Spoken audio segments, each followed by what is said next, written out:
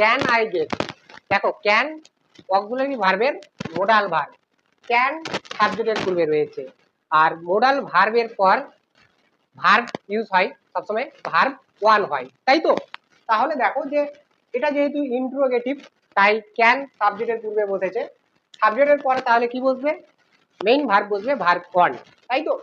তাহলে can I gate এই ফ্রেজটা পাচ্ছি, তাহলে ক্যান আই গেট এই ফ্রেজটা প্রশ্ন করতে আমরা ব্যবহার করি কোন ক্ষেত্রে, দেখো যখন আমরা ইউজ করব গেট এর অর্থ কি পাওয়া, যখন আমরা প্রশ্ন করব যে আমি কি কিছু পেতে পারি, আমি কি পেতে পারি, এই ক্ষেত্রে আমরা ইউজ করব ক্যান আই গেট।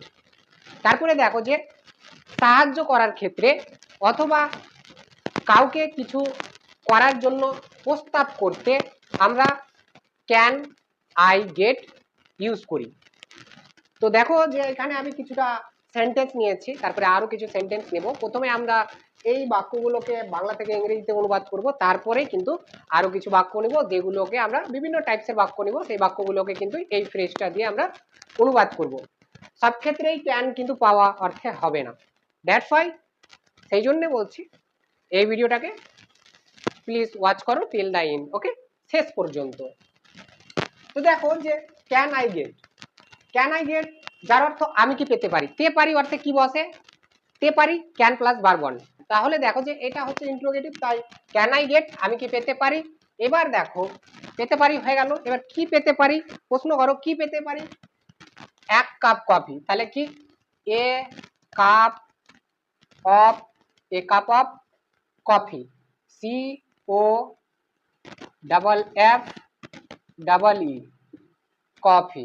তাহলে কি হলো দেখো যে বাক্যটা কিরকম, can I get a cup of coffee, আমি কি এক কাপ কফি পেতে পারি, তাই তো।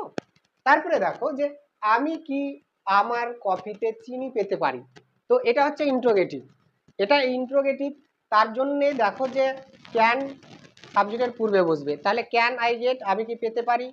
এবার দেখো কি পেতে পারি, আমার কফিতে চিনি, তাহলে চিনি পেতে পারি, তাহলে sugar, S U G A R, can I get sugar আমি কি চিনি পেতে পারি, কোথায়, আমার কফিতে, in my coffee, in my coffee আমার কফিতে, C O double F double E, কিছু নাই জিজ্ঞাসাবাদ, can I get sugar in my coffee আমি কি আমার কফিতে চিনি পেতে পারি। তারপরেরটা দেখো যে আমি কি সিনেমায় পপকর্ন পেতে পারি, এই যে তে পারি ক্যান প্লাস ভার্ব ওয়ান, এটা ইন্ট্রোগেটিভ তাই কিন্তু ক্যান সাবজেক্টের পূর্বে বসেছে, তাহলে ক্যান আই গেট আমি কি পেতে পারি, কি পেতে পারি, popcorn, pop P O P C U R N, corn, popcorn, কোথায়, সিনেমায়, তাহলে at that movie, at that movie, M O V I ই,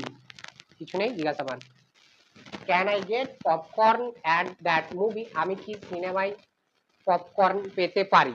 তারপরে আরো বাক্য নিই, চলো বাক্যগুলি দেখো যে এবার দেখবো যে কাউকে সাহায্য করার ক্ষেত্রে অথবা কাউকে কোনো কিছু করার জন্য প্রস্তাব করার সময় আমরা ক্যান আই তারপরে আদার্স ইউজ করব, তাই তো।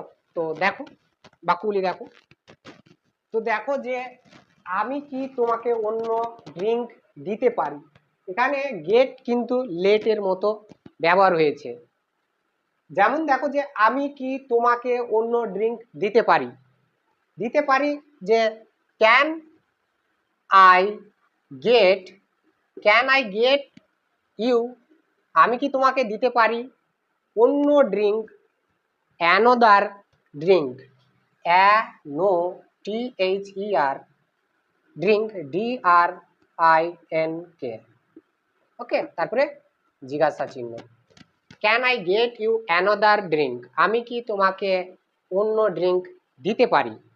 তারপরটা দেখো আমি কি তোমাকে বাসায় নিয়ে যেতে পারি, বাসায় নিয়ে যেতে পারি মানে কি, আমি কি তোমাকে আমার বাড়ি নিয়ে যেতে পারি, দ্যাটস ওয়াই এই বাক্যটা আমরা এভাবে করতে পারি যে ক্যান